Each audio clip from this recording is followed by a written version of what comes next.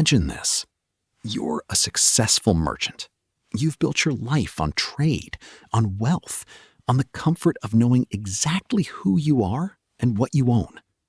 Then one day, the sea takes everything. Your cargo? Gone. Your ship? Splinters. Your identity? Shattered. This is not a fictional story.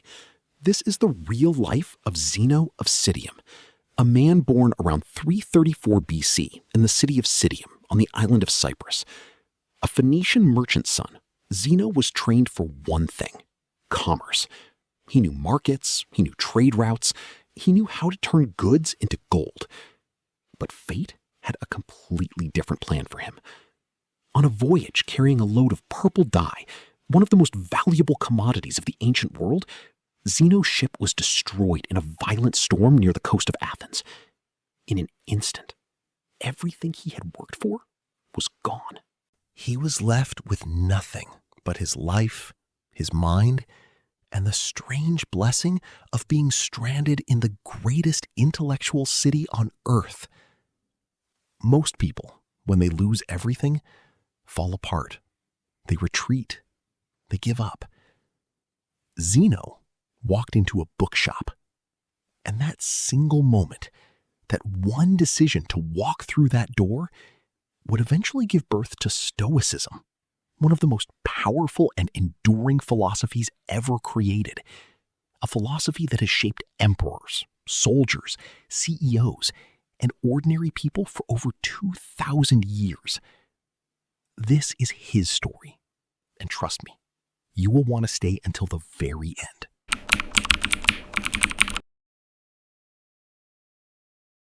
There's something almost poetic about it. The man who lost everything walked into a bookshop and found everything. The year was around 312 BC. Athens was buzzing with philosophers, debaters, and thinkers of every kind. The city was the Silicon Valley of the ancient world, except instead of apps and algorithms, they were building ideas that would outlast empires. Zeno, still in shock from his shipwreck, wandered into a bookseller's shop. He picked up a book, Xenophon's Memorabilia, a record of the conversations of Socrates. As he read, something ignited inside him. He turned to the bookseller and asked a question that would change his life forever. Where can I find men like this? The bookseller pointed to a man walking past outside, Crates of Thebes, one of the most famous Cynic philosophers of the time. Zeno followed him, just like that. No application, no enrollment, no formal process. He simply followed a philosopher through the streets of Athens and said, "Teach me." For years, Zeno studied under Crates and the Cynics. He absorbed their core message: virtue is the only true good. External things, wealth, status, pleasure, are indifferent. They can be taken from you. And Zeno knew this personally. The sea had already proven it. But Zeno was not entirely satisfied with cynicism. The Cynics were too extreme, too theatrical, too focused on shocking society. Zeno wanted something deeper, something more practical, something that real people could actually live by. So he kept searching. He studied under multiple schools, the Megarians, the academics. He was intellectually restless, hungry, absorbing everything like a sponge. He was building something. He just didn't know it yet.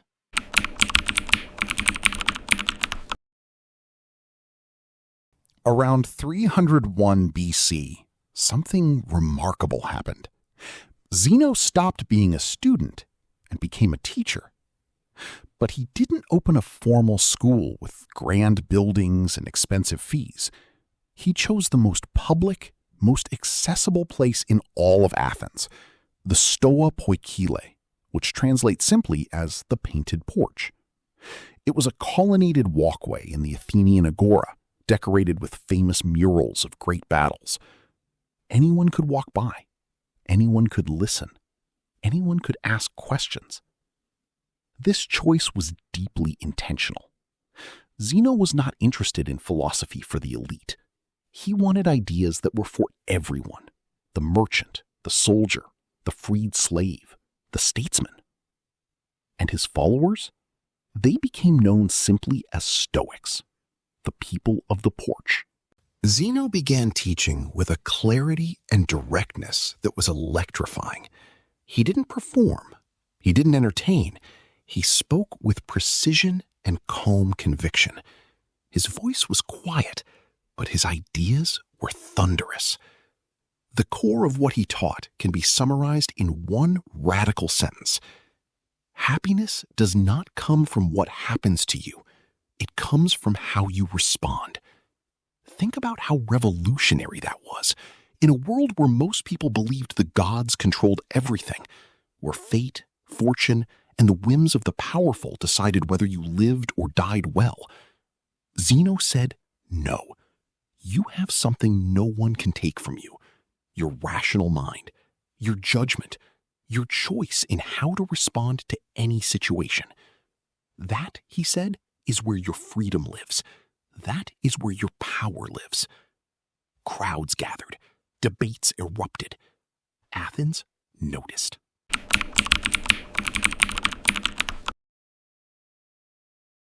Let's pause the narrative for a moment, because if you're going to understand why Zeno's philosophy became one of history's most lasting revolutions, you need to understand what he actually believed. Stoicism rests on 4 cardinal virtues, not suggestions, not ideals, virtues.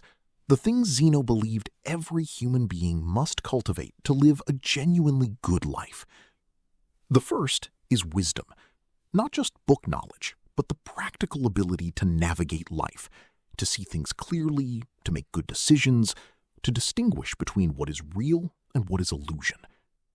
The second is justice, treating others fairly and with dignity, recognizing that we are all part of one human community, a concept Zeno called cosmopolitanism. He was among the first thinkers to suggest that all human beings, regardless of race, nationality, or status, share a fundamental equality.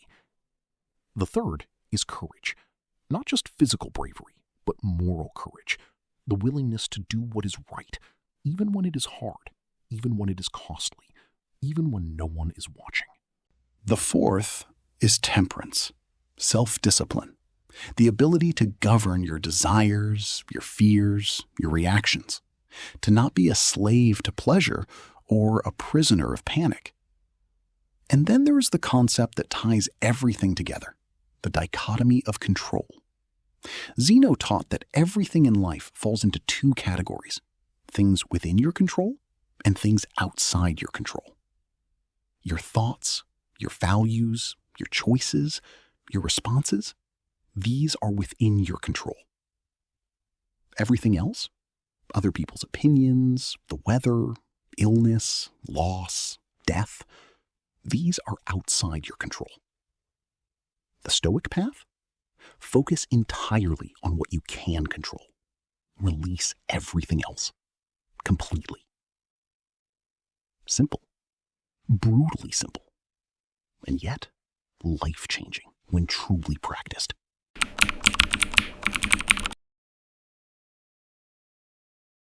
Here is something most people never tell you about Zeno. Athens didn't just tolerate him. Athens genuinely loved him. In a city full of philosophers who were mocked, exiled, or executed, remember, Socrates was forced to drink poison. Zeno earned something rare: respect. Deep, authentic, city-wide respect. The Athenians trusted him so completely that they gave him the keys to their city walls. Let that sink in. The keys to the city walls.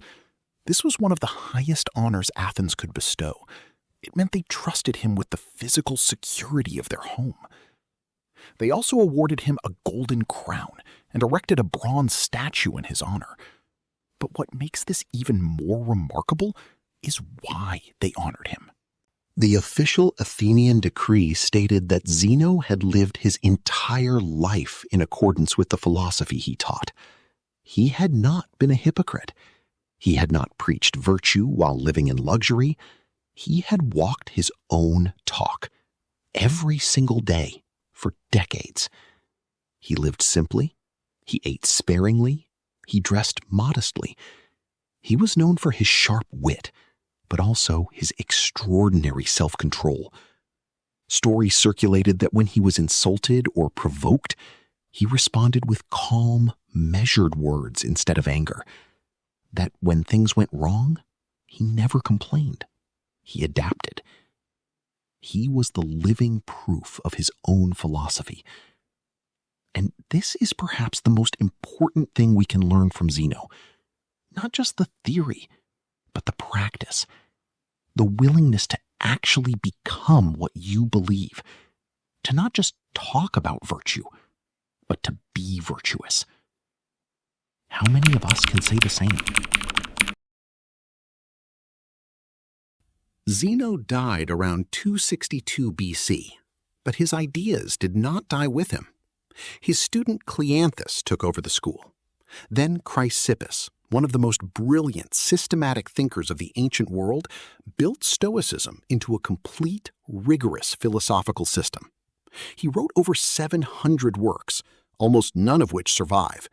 But his influence was so massive that people in the ancient world said, if there were no Chrysippus, there would be no Stoa. But it was Rome that truly took Stoicism to its greatest heights. When Stoic ideas crossed the Mediterranean and entered Roman culture, they found fertile ground. Romans were a practical people. They didn't want philosophy for its own sake. They wanted wisdom they could actually use. And Stoicism was exactly that. 3 names stand above the rest. Seneca, playwright, statesman, advisor to Emperor Nero, a man who lived with extraordinary wealth while writing about the insignificance of wealth. Flawed, complicated, brilliant. His letters remain some of the most readable philosophical texts ever written. Epictetus, born a slave, literally owned. His body was not his own.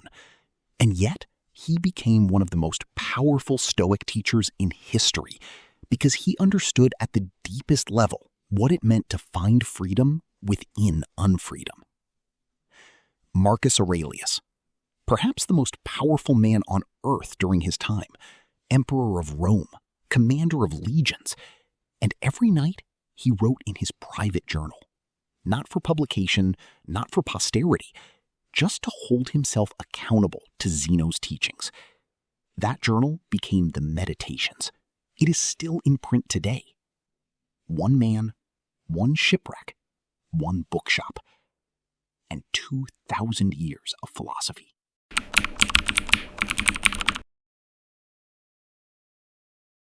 Here is what makes Zeno's story almost impossibly relevant. It is happening again, right now. Stoicism is experiencing one of the most dramatic intellectual revivals in modern history. And it's not happening in universities or academic journals. It's happening in boardrooms, in therapy offices, in military training programs, in self-help books that sell millions of copies. Why? Because the modern world is overwhelming. We are drowning in information, in anxiety, in comparison, in the constant noise of social media telling us we are not enough, we don't have enough, we need more. Depression and anxiety are at historic highs. People are searching desperately for something solid to hold on to. And they keep finding Stoicism. Ryan Holiday's books, The Obstacle is the Way, Ego is the Enemy, Meditations for Mortals, have introduced Stoicism to a generation that never studied philosophy. They've sold millions. They're read by CEOs, athletes, soldiers, and teenagers struggling with anxiety. The NFL, the US military, elite sports teams, all have incorporated Stoic principles into mental performance training. Tim Ferriss, one of the most listened to podcasters on earth, calls Stoicism his operating system. Entrepreneurs who've had their companies fail and rebuilt them, athletes who've suffered devastating injuries and returned, parents who faced grief and found a way through. They all describe the same experience, finding Stoicism and feeling like someone finally handed them a tool that actually worked. Zeno had no idea he was building an operating system for the human mind. He was just trying to make sense of his shipwreck. Turns out, so are we all.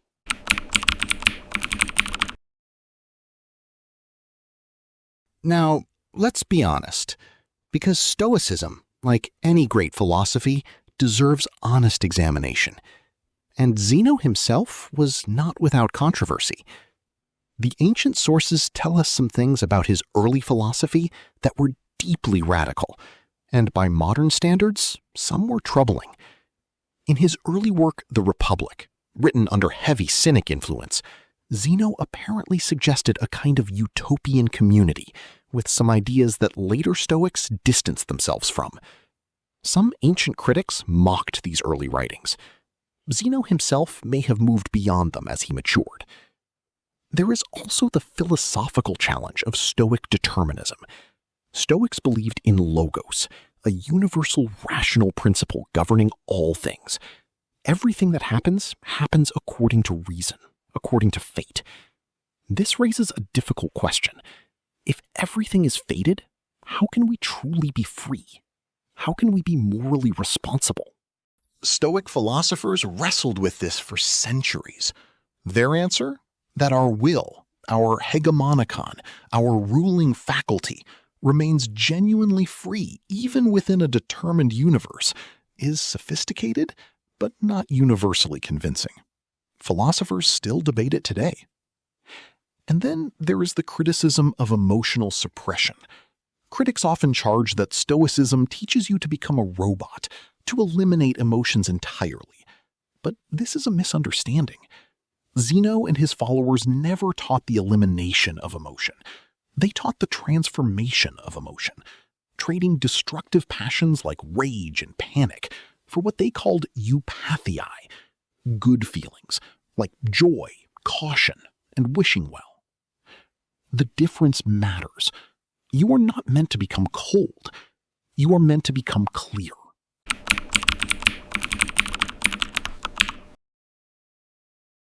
Let's bring this home, because everything we've talked about, the shipwreck, the bookshop, the porch, the emperors, it all points toward a set of lessons that are as urgent and alive today as they were in 300 BC.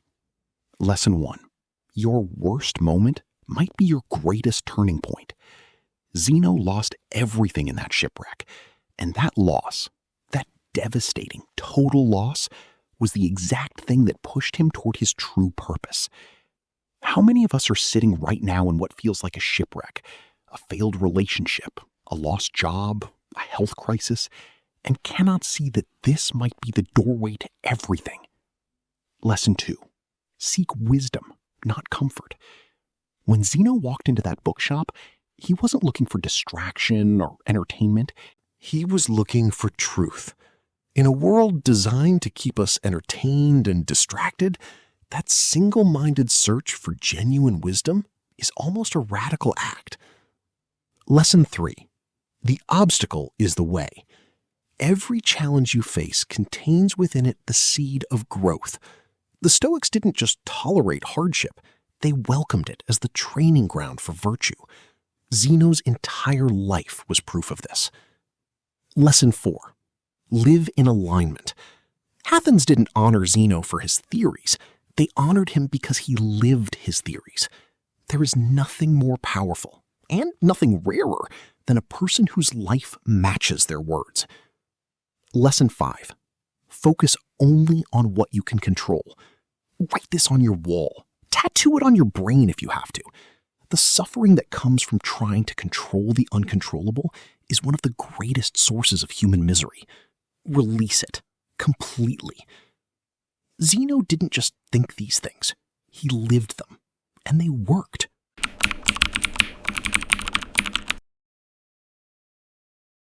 We are now at the end of our journey, and the beginning of yours. Zeno of Citium died having never written a complete book.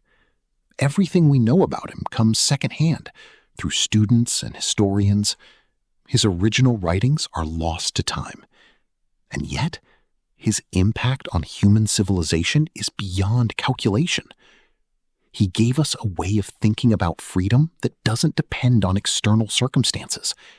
He gave enslaved people a philosophy of inner dignity. He gave emperors a reminder of their own mortality and responsibility.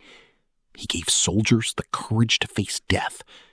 He gave grieving parents a path through unbearable loss. He gave anxious generations a map back to solid ground. And all of it started with a shipwreck. There's a Stoic practice called memento mori. Remember that you will die. Not as morbid obsession, but as clarifying truth. Knowing that our time is limited makes every moment more precious. It cuts through the noise. It asks, what actually matters? And there is its partner, amor fati, love of fate. Not just accepting what life brings you, but embracing it. Finding the beauty and the meaning in even the hardest chapters of your story. Zeno didn't just survive his shipwreck. He loved it in the end, because without it, none of this would exist. So the next time life sinks your ship, and it will, remember Zeno. Remember the bookshop.